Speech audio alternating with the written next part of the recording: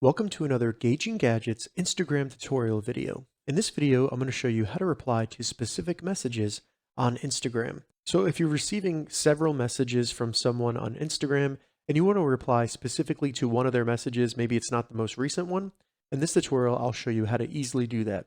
To get started, all you need to do is simply open up the Instagram app and then open up the message that you have received. So as you can see here, I've received 3 messages.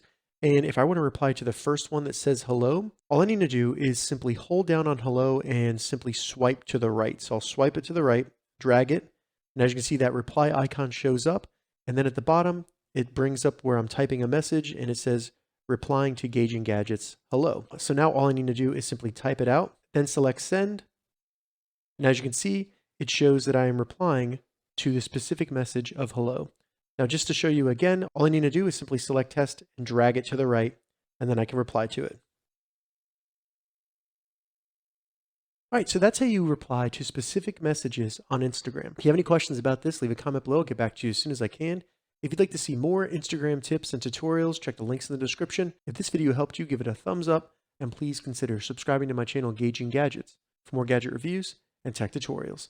Thank you so much for watching.